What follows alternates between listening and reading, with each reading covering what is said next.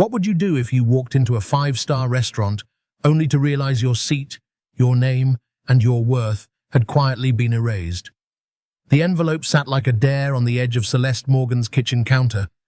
Ivory cardstock, gold-embossed letters, and an air of arrogance that made her lips tighten. It wasn't the first fancy invitation she'd received as a tenured professor, published scholar, and speaker at global conferences. Celeste was no stranger to formalities, but this one was different. It wasn't academic, it wasn't professional, it was social. And worse, it came from people who saw her more as Garrett Whitmore's wife than Celeste Morgan, Ph.D.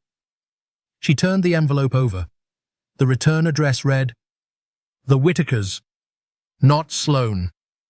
Whitaker herself, though she would certainly be there, all champagne smile and diamond-dusted pettiness, but her uncle and aunt, Cynthia and Dominic Westwood. It was a birthday party of all things. For their 6-year-old daughter, at Vivre Blanc. Celeste almost laughed. The restaurant wasn't a restaurant, not really. It was a statement. Marble floors, no prices on the menu, and a waiting list longer than tenure review. It was the kind of place that expected women to glide in, not walk. To sparkle, not speak. Garrett had mentioned the event casually, like it was no big deal. "They asked if we'd attend. I said yes for both of us," he said over dinner 2 weeks ago, slicing into roasted duck like the conversation didn't matter. "Both of us?" she'd asked, raising an eyebrow. "It's just a formality," he said with a wink. "You'll enjoy it." Celeste hadn't argued. She rarely did. Garrett was powerful, respected, and never pushed her to conform. But he also didn't fully understand the cost of walking into rooms that measured her skin before her resume. She had built her career through grit, brilliance, and grace. But none of that changed how she was received in spaces where elegance was a coded language, one she never cared to learn. Still, something about the invitation made her pause. It wasn't fear, it was clarity. That room wasn't built for her, it was built to tolerate her, and yet she would go, not to please anyone. Not even to stand beside her husband. She would go because showing up mattered. Not every protest needed a sign. Some began with a dress. The afternoon of the party arrived warm and cloudless. Celeste stood in her bedroom, slipping into a white silk dress that brushed against her legs like liquid. It was simple, unbranded, and unapologetically elegant. Her jewelry was minimal, no designer handbag, no stilettos. Just grace and presence. Her hair, a cascade of soft coils, was pinned in a low bun. Her skin glowed with undertones of bronze and confidence. No contouring, no disguise. She wasn't dressing to enter their world, she was walking in as herself. By 3 p.m., the Uber rolled up to Vivre Blanc's private entrance. The building shimmered in chrome and glass, casting back reflections of a city obsessed with image. A valet opened her door. His eyes paused on her for a fraction, too long, not hostile, just calculating. The kind of glance that weighed worth by association. She stepped out anyway. Chin high, shoulders back. Inside, the restaurant hummed with curated indulgence. Champagne flutes sparkled. Conversations floated like smoke. At the hostess stand, a young blonde woman smiled tightly. Her name tag read, Chloe. "Good afternoon," Celeste said calmly. "I'm here for Madison Whitaker's birthday." "My name should be on the guest list, Celeste Morgan." Chloe scanned the leather-bound reservation book, her fingers flipping with performative purpose. Then she paused. "I'm sorry, Ma'am. I don't see a reservation under that name." Celeste kept her smile steady. "It should be there." "My husband, Garrett Whitmore, confirmed it. He reserved table 3. Chloe blinked. There was the flicker, that barely there shift of expression. Then she turned to whisper to another hostess. Celeste heard nothing, but she'd seen it all before, the quiet machinery of exclusion. "Would you mind waiting a moment?" "Our manager will assist you." Celeste stepped aside. No scene, no drama. just observation. 10 minutes passed. Then she saw her, Sloane Whitaker, wrapped in emerald silk, air-kissing her way into the room like she owned the building. Chloe lit up. "Miss Whitaker, your table is ready. Table 3, just as you like it." Celeste's heartbeat ticked faster. She approached the stand again. "Excuse me," she said softly. "That's the table my husband reserved." Chloe froze. "Miss Whitaker is a regular." Her table was mine, reserved in my name. The restaurant manager appeared then, custom navy suit, slicked back hair, clipboard aura. His name tag read, Victor Langston. He didn't look at her like a guest. He looked at her like a variable. "We can seat you near the kitchen," he said smoothly. "It's quieter there." Celeste felt it. The line, not just drawn, crossed. Celeste stood still, her voice calm but heavy with meaning. "You're offering me the kitchen? While another guest takes my reserved seat by the garden window?" Her question lingered in the air like smoke. Victor Langston offered a half shrug, the kind that said more than words ever could. "It's just a mix-up, ma'am. We'll make sure you're comfortable." Celeste didn't argue. She didn't plead. She simply turned and walked toward the far side of the restaurant, where the shadows lived and the music faded. She wouldn't sit, not yet. She'd wait. She knew her husband was coming, and when he did, they would see. 10 more minutes passed. Servers glided past her like she was invisible. A woman in red stilettos was ushered in with effusive greetings. A man in a linen suit nodded once and was guided to a private room. And then the doors opened. Not loudly, not with fanfare, just a subtle hush that fell across the room like the moment before a storm. A sleek black Tesla had pulled into the private valet lane. Out stepped Garrett Whitmore. He didn't wear logos. He didn't need to. His tailored charcoal suit whispered wealth and precision. He walked with the kind of posture that turned air into currency. Conversations paused. Eyes turned. Garrett's gaze locked on Celeste instantly. Her arms were folded. Her jaw tight. No words were needed. He crossed the marble floor, ignoring the staff, the whispers, the heat of eyes tracking him like a camera. "You've been standing here this whole time?" he asked, his voice low, barely masking the fury underneath. Celeste nodded toward the hostess stand. "They gave our table to someone else." Garrett turned slowly. Chloe, the hostess, straightened. Victor Langston, standing nearby, suddenly looked very interested in the floor. "You gave away my wife's table." Garrett's voice wasn't raised, but it rang through the room. Victor stepped forward. "There was some confusion. We didn't realize." "You didn't realize she was my wife?" Garrett cut in. "Or you didn't realize a woman like her could belong here?" Silence rippled across the room. Celeste watched, detached, almost clinical. She'd seen this before. But never with stakes like this. Victor fumbled. "There was a request from another guest, Miss Whitaker." "She's a regular," Celeste interjected quietly. "The same Miss Whitaker who sat on 3 diversity panels this year, but looked at me like I was here to clean the floor." Garrett didn't even blink. He stepped forward. Victor stepped back. "You offered my wife a seat by the kitchen," Garrett said, as if she was lucky to be allowed in. No one breathed. Even the piano music faltered. "This is why I've stayed silent," Garrett said to the room, "to see how this place really operates." "And now I know," he turned to Chloe. "Get her the reservation log." Victor tried to interject. Garrett raised a hand. "Don't speak. Just know this isn't over." He turned back to Celeste. "Let's go sit." At our table. Celeste walked beside him past the guests who had once dismissed her, past the smirking entitlement of Sloane Whitaker. She didn't glare. She didn't flinch. She simply walked like she belonged. Because she did.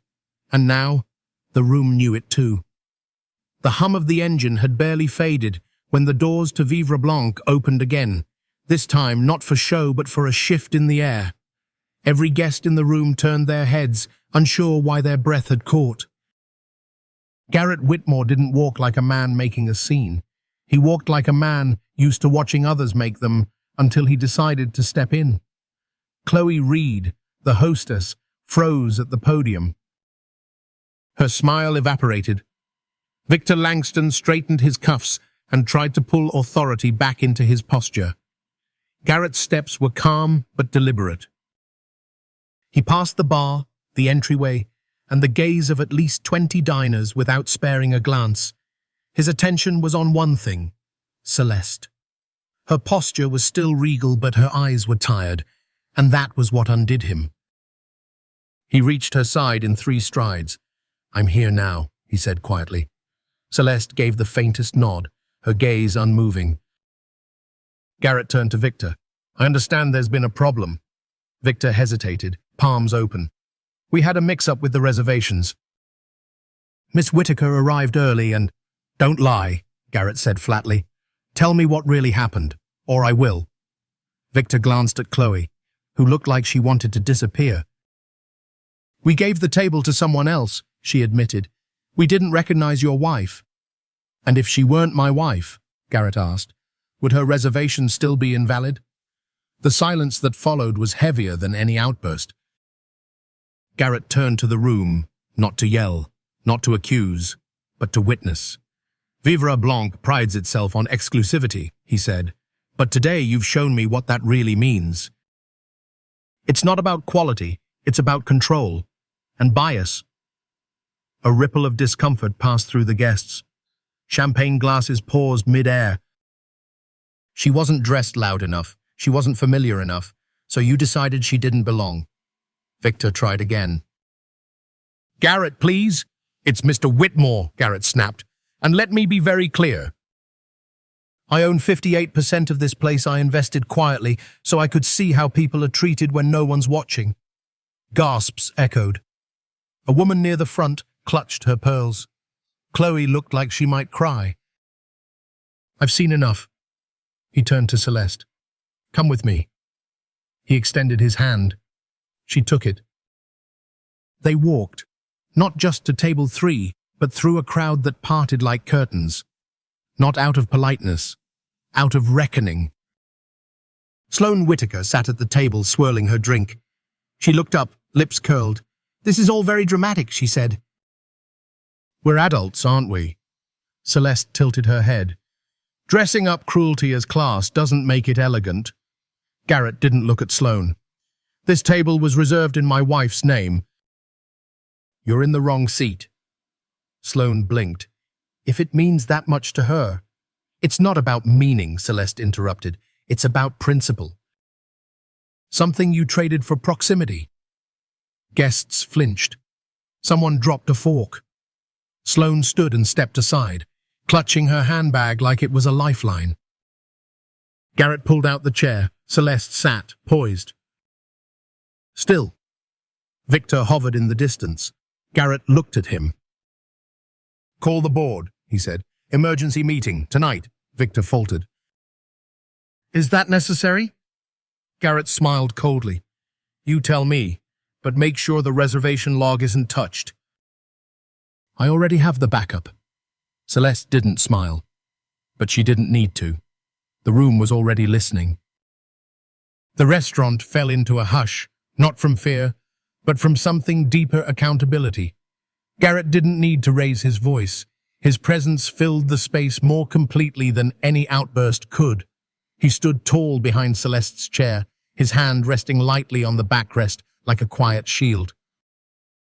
Victor Langston hovered nearby, unsure whether to disappear or defend himself. Chloe Reed was no longer at the hostess stand. She'd quietly stepped away, replaced by Jenna Fields, the assistant general manager, who now stood pale and alert behind the front podium. "Mr. Whitmore," Victor tried again. "This was never meant to escalate." "But it did," Garrett said, without turning to him. "Because you didn't just move a reservation, you made a decision about who was welcome and who wasn't." A table of older guests, dressed in soft pastels, sat frozen mid-bite. One woman dabbed her mouth nervously. Another man whispered to his companion, "Is that the investor?" Garrett finally turned. "Let me make one thing clear," he said. "This isn't about a table. It's about a line that was drawn in silence, enforced with smiles, and crossed with the assumption that he motioned to Celeste, wouldn't push back." Celeste stayed still, her hands folded in her lap, but the pulse at her temple betrayed the storm inside. She wasn't here to cause a scene, but scenes had a way of finding people like her.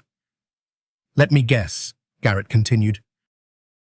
"You saw her walk in, didn't recognize the dress, didn't recognize the face. So you assumed she didn't belong?" Victor said nothing. "Because what was there to say? Everyone knew." "You offered my wife the table next to the kitchen," Garrett repeated, each word deliberately slow. "In a restaurant she helped fund. In a space her name helped build, and you didn't even ask a question." No one moved. The music was still on, but even the pianist had slowed the tempo, as if the keys themselves were unsure of what came next. Garrett exhaled. "The thing about silence," he said, "is it always tells the truth, even when words lie." He took his phone from his jacket pocket, unlocked it with a flick, and opened an email. "This," he said, holding the phone for Victor and the guests nearby to see, "is the confirmation email for the reservation, table 3. Reserved under the name Celeste Morgan, time-stamped, verified, and forwarded to your staff." He turned to Jenna Fields, who swallowed hard and nodded. "Two saw it in the system," she said. "This morning." Garrett looked back to Victor. "So what happened between this morning and this moment?" Victor tried. "Miss Whitaker is a long-time patron." "Miss Whitaker," Celeste interrupted for the first time, her voice calm but razor-sharp, "was seated at my table without a reservation, and no one stopped her." Now, even Chloe had returned to the edge of the room, eyes lowered. Victor's voice cracked slightly. "It was a misunderstanding." "No," Garrett replied. "It was a misjudgment, and that distinction makes all the difference." He stepped forward. "From this moment, you're no longer speaking to a customer. You're speaking to the principal investor, and the husband of the woman you tried to erase." A low, collective breath seemed to pass through the dining room.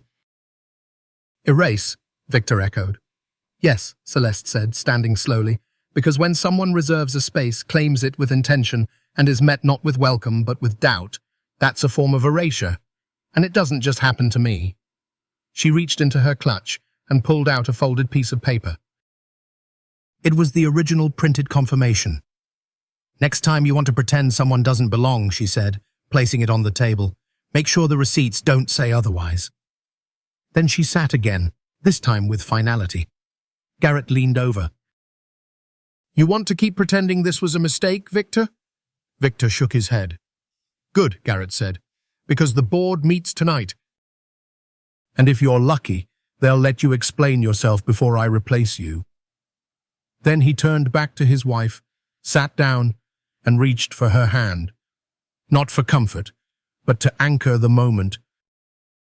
And across Vivre Blanc, no one looked away. Not anymore. Sloane Whitaker stood just beside the table, now flushed, rigid, and smiling in that brittle way people do when the room no longer belongs to them. "Of course," she said, her voice too light.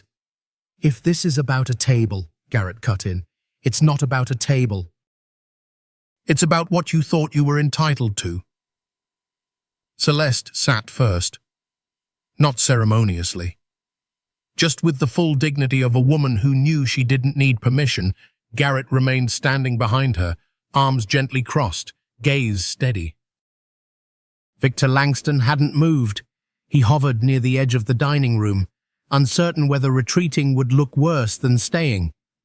Chloe Reed stood frozen by the hostess stand, her earlier posture of control now shriveled into avoidance. Isaiah Honey of the younger servers, black, dressed in black and white, moved toward them cautiously, holding a fresh menu. "May I?" he asked, voice quiet. Celeste looked up. Her expression softened. "Thank you." Isaiah placed the menu down and whispered, "You're not the first." Celeste's brow lifted slightly, Garrett heard it too, and in his eyes something flickered. Not anger, recognition. "I'll be back with water," Isaiah said, then quickly retreated. Garrett looked at Celeste. "He's seen this before." She nodded. "So have I." They weren't just reclaiming a seat. They were reclaiming space for everyone who had ever been told they didn't belong.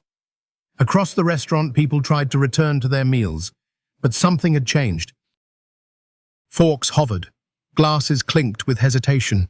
The atmosphere had gone brittle, delicate, like glass stretched too thin. At a nearby table, a woman murmured, "That's her husband." "The investor?" "He owns the place," came the whispered reply. A man in a navy blazer leaned toward his date. "Good." Someone needed to say something. Garrett sat finally, his movements smooth, deliberate, the kind of calm that follows a storm. "Jenna," he called, not loudly. "Just enough." Jenna Fields stepped forward from the podium, clutching a tablet. "Yes, Mr. Whitmore? I want you to retrieve the full reservation log from today and make sure no edits go unaccounted for." "Already backed it up to the cloud, sir," she said, "and printed a copy just in case." Celeste turned slightly in her seat, surprised. "You did?" Jenna nodded. "I didn't like what I was seeing. I just wasn't sure how to speak up until now." Celeste offered the smallest smile she had all day. "You just did." Across the room, Sloane lingered awkwardly near a service station. No one offered her another table. No one met her eye. Dominic Westwood's niece, heir to social comfort, was suddenly unseated. Victor approached one last time, his suit now wrinkled with sweat and discomfort. "Mr. Whitmore, Dr. Morgan," he began, "I hope we can resolve this amicably." Garrett stood again. "You mean quietly?" Victor hesitated. "Because that's the part that's over," Garrett continued. "The silence, the quiet trades of comfort over integrity. The idea that exclusion only counts if someone makes a scene."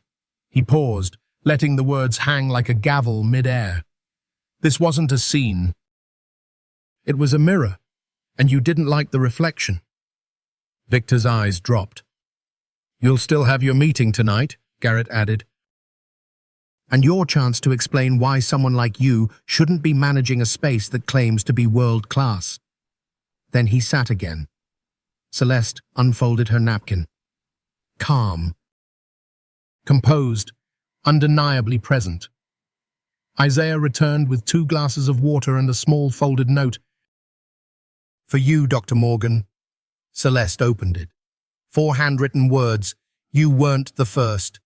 She held the note carefully, then looked around the restaurant. "I don't intend to be the last," she said softly. And suddenly, Table 3 didn't just belong to her. It belonged to everyone who'd ever been told to wait in the corner, but not today, not anymore. The birthday cake had been cut, guests had sung, champagne was poured. But Table 3 wasn't eating. Celeste sat in thoughtful silence, her fork idle, as Garrett typed something quickly into his phone. Across the room, the Whitakers laughed a little louder than necessary. Sloane back at their side, pretending nothing had happened.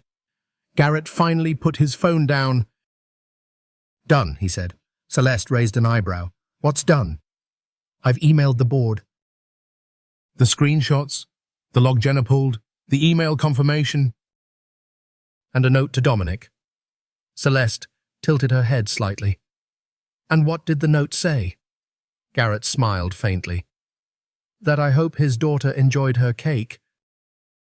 "Because the next time he wants to host an event here, he'll need a reservation, just like anyone else." Celeste didn't smile, but something in her posture relaxed. Across the room, Chloe Reed, the hostess, was gone, not just on break gone. Another hostess, a tall brunette with a nervous edge, now stood in her place. Celeste recognized the look in her eyes. It was the look of someone who had watched something crack wide open and wasn't sure where she stood now. Victor Langston hadn't returned. Jenna Fields approached quietly with two small plates. "I know you haven't ordered," she said softly, but the chef insisted. On the plates were miniature versions of the restaurant's signature dish, saffron scallops on mushroom risotto. He said he wanted to send something respectful. Celeste looked at the plate, then at Jenna. "Tell him thank you, and that respect tastes better than silence." Jenna hesitated, then reached into her blazer pocket and unfolded a sheet of paper. "I found this too," she said. "It's the check printout, the receipt your husband signed for the reservation." Garrett looked over. "The original?" Jenna nodded. "Time-stamped, signed. It proves you prepaid for that table, in full." 3 weeks ago. Celeste took the paper. Crisp, black ink on white. "Table 3. Reserved, Garrett Whitmore. Guest, Celeste Morgan." Garrett exhaled slowly. "They erased a receipt." Jenna's voice lowered. "No. They buried it, but I pulled it back." Celeste folded the paper carefully and slipped it into her purse. "They didn't expect us to keep the receipt," she said. Garrett added, "They didn't expect you to still be seated when they were caught." A ripple moved through the restaurant again as a man near the bar stood abruptly and approached. He was older 60s, sharp grey suit, measured gait. "Excuse me," he said, eyes on Garrett. "You're the investor, correct?" "I am." "I'm Richard Langley," the man said. "Dominic Westwood's brother-in-law." Celeste and Garrett both paused. "I wanted to say," Richard continued, "that I watched the whole thing. And while I've benefited from this place's atmosphere for years, I never questioned who wasn't being served." Celeste didn't respond. "I hope you don't mind me saying," he added, "that what you did today might have been uncomfortable, but it was necessary." Garrett nodded. "Thank you." Richard extended his hand to Celeste. She took it slowly. "I hope you'll stay," he said, "because if this is what the place becomes, I'd rather be part of that." When he walked away, a quiet breath passed between Celeste and Garrett. "People are watching," she murmured. Garrett nodded. "And some are learning." Celeste reached into her purse and touched the receipt again, not out of anger, but resolve. Some receipts weren't about the meal, they were about the moment. Proof that history had been written, not just whispered. And this time, they had the paper to prove it. Vivre Blanc didn't just pride itself on discretion. It bragged about security, subtle, seamless, ever-present. Tiny cameras were tucked into the corners of the ceilings, embedded into sconces, and disguised as light sensors, supposedly to keep guests safe, but really, they were there to keep an eye on perception. Garrett knew it. He'd seen the blueprints, and today those cameras had captured more than wine pairings and candlelight glances. After dessert, when Garrett quietly stepped away from table 3, he didn't head for the exit. He went to the security office. Isaiah met him outside the staff hallway. "You looking for the feed?" he asked. Garrett nodded. "Live and playback." Isaiah hesitated, then reached into his apron and pulled out a keycard. "Manager left it in a hurry, didn't even log out." Garrett accepted it with a quiet, "Thank you."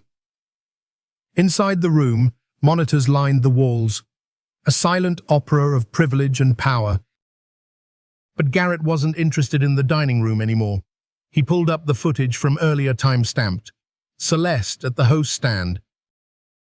Chloe glancing at Sloane, the whisper, the substitution. Then, Victor's entrance, his words. The camera didn't capture sound, but Garrett didn't need it.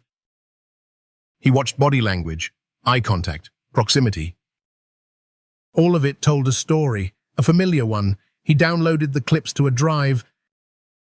Outside, Celeste sipped mint tea.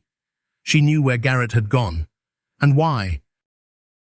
When he returned, she looked up. "Did you find it?" Garrett sat beside her and nodded. "It's all there." "Everything." Celeste took a deep breath. "You're going to release it?" He shook his head. "No. I'm going to use it. How? He looked across the room at guests who'd avoided eye contact, at staff who'd watched from the sidelines. Not everyone learns through stories, he said. Some need to see the proof. Celeste tilted her head. Even if it means making enemies? Garrett met her gaze. If they were friends, they'd have spoken up. A pause passed. Then Celeste leaned forward. There's a difference between exposure and accountability, she said. You're not doing this for revenge. No, Garrett agreed. I'm doing it for the people who'll walk through those doors tomorrow, and the next day, and every day after that. At that moment, Jenna reappeared. Her eyes were focused. There's something else you should see, she said. She handed Garrett her tablet. It's the restaurant's digital review feed, she explained. It updates in real time. The latest review, posted moments ago, read, I watched a woman get publicly dismissed, then gracefully reclaim her place without raising her voice. And her husband backed her not with volume, but with consequence. I came here for dinner. I left with perspective. Celeste read the words aloud. Garrett nodded. The camera caught it. But the people did too. Across the room, a teenager, maybe 17, snapped a photo from her table. Her mother scolded her. Celeste smiled faintly. Let her keep it. She'll remember this more than the cake. In the end, Garrett didn't need to upload the footage, because the truth had already gone viral in whispers, in glances, in the way the staff now stood straighter. And maybe the most powerful evidence wasn't in a camera.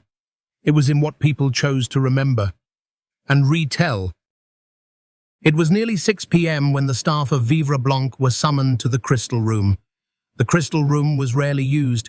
It sat behind mirrored doors, its chandeliers dimmed most days unless there was a celebrity proposal or a black-tie tasting event. Tonight, the room would witness something different consequence. Victor Langston arrived first, pale and tight-jawed. He adjusted his cufflinks like they were armor. Jenna Fields walked in behind him, still in uniform, but no longer playing neutral. Garrett and Celeste entered together. A long mahogany table stretched down the center. Around it sat 7 people, Vivre Blanc's board members, investors, partners, and Dominic Westwood. He didn't rise when they entered. Garrett, Dominic said coolly. Celeste. Garrett inclined his head. Dominic. Celeste didn't greet him. Her silence spoke volumes. Victor cleared his throat.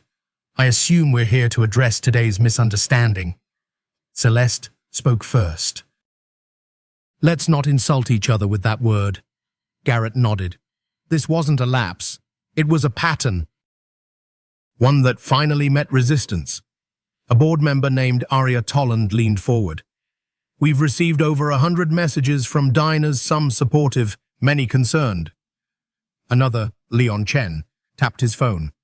Social impressions have tripled in 2 hours. Not from food, from fallout. Dominic folded his hands. Let's be clear. No one is accusing anyone of discrimination. Correction, Celeste said. We're not accusing, we're confirming.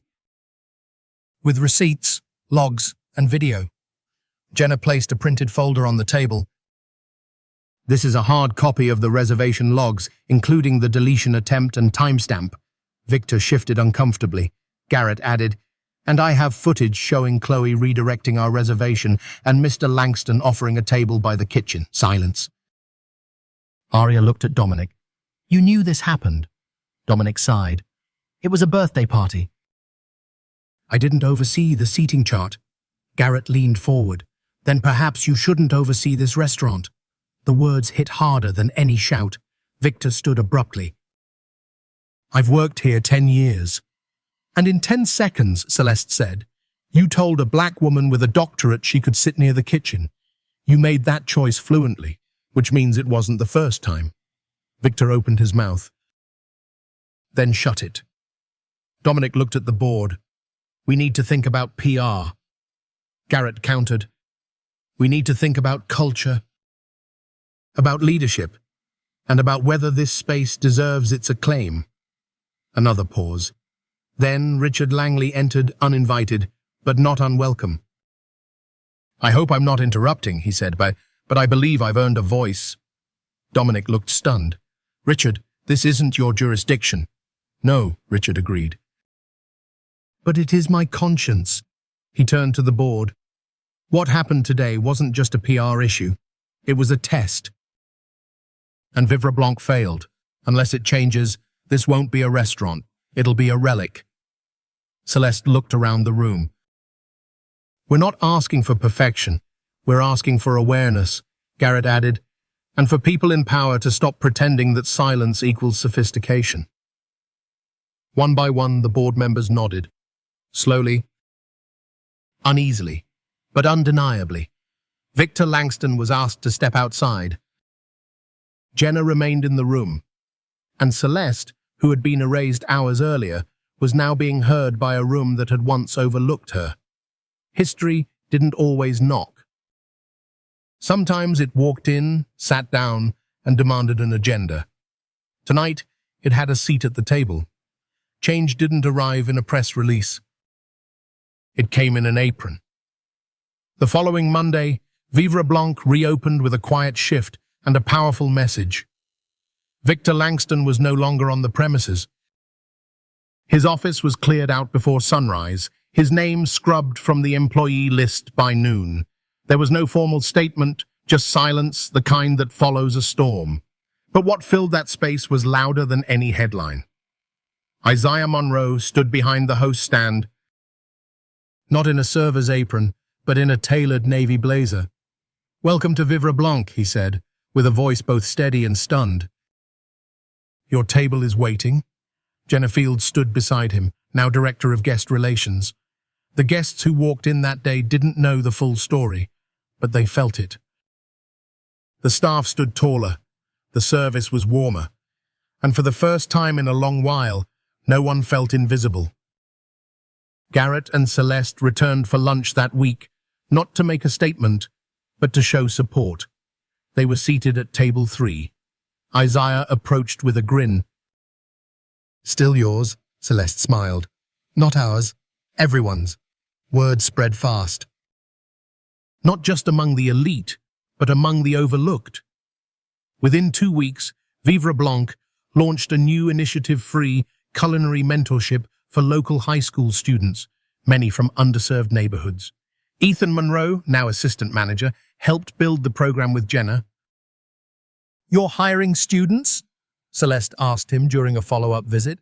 "Training them," Ethan replied, "so they don't just walk in. One day they run it." The board released an internal memo. "We're not changing to survive backlash. We're changing to reflect who we want to be." No press conference, no cameras, just action. One morning, Chloe Reed returned, not as a hostess but as a guest. She wore flats, simple jeans, and eyes that had clearly been crying. Isaiah greeted her kindly. "Can I sit near the window?" she asked. "Wherever you feel most seen," he replied. She smiled faintly. "Then I'll sit here." She chose table 3. From afar, Garrett watched the moment unfold. He turned to Celeste. "Think it'll last?" he asked. Celeste took a sip of coffee. "That depends," she said. "On what?" She looked out the window. "On who keeps showing up." Change didn't wear capes. It wore name tags, and it didn't always roar. Sometimes it whispered, "I see you," and meant it. Months passed. Seasons turned, but the story didn't fade. It grew, not through headlines or hashtags, but through dinner tables, through whispered stories at reunions, through quiet nods at faculty events, through the way people looked at table 3 and remembered. Vivre Blanc didn't become perfect, but it became aware. Jenna now trained new hires on more than menu items. She taught them presence, kindness, history. Isaiah led early morning staff huddles. He didn't bark orders. He asked questions. One day, a guest arrived in a tailored suit and sat silently near the back.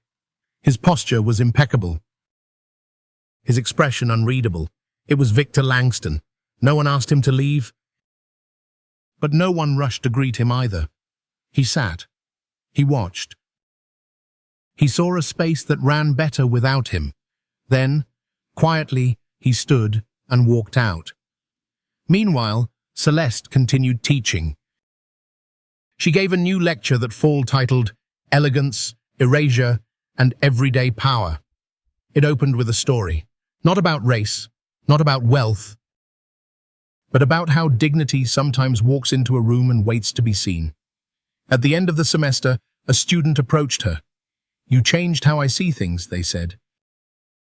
"I used to think silence meant respect. Now I know it can also mean surrender." Celeste smiled. "And what will you choose instead?" The student hesitated, then answered, "To speak, kindly, but clearly." At home, Garrett framed the original receipt. He didn't hang it in his office. He placed it in their hallway across from a mirror. Every morning they passed it. A reminder that some victories weren't loud, they were lived. One evening, a new review appeared online. Vivre Blanc isn't just a restaurant, it's a reflection. A reminder that who we seat and who we ignore says more about us than we dare admit. Garrett sent the review to Celeste. She didn't reply with words, just a heart emoji. Later that night, as they walked past table 3, this time, not for power, not for proof, but just for dinner, Isaiah greeted them. "Your usual spot?" he asked. Celeste looked around the restaurant, then at Garrett. "No," she said. "We'll sit near the window." Isaiah smiled. "Of course." As they settled in, the city lights outside blinked gently. Inside, the restaurant hummed with laughter and clinking glasses. No one stared. No one whispered. No one asked if she belonged. She did, not because someone let her in, but because she never left. Sometimes exclusion doesn't come with harsh words. It comes in the form of a missing seat, a withheld smile, or a polite dismissal. Celeste Morgan's story reminds us that dignity doesn't always need a spotlight. It can show up quietly, dressed in self-respect, and still shake a room to its core. For older audiences, this story speaks to something we've long known. Real change isn't always loud. It happens when someone refuses to disappear, when they show up, not with anger, but with clarity. When they choose presence over protest and truth over comfort. In a world that often values appearances over character, the most radical thing you can do is stand your ground without raising your voice. Demand respect without demanding attention. That's what Celeste did. And in doing so, she not only reclaimed her place, she created space for others. The lesson? Never underestimate the quiet power of being seen. One act of grace in the face of exclusion can echo further than any shout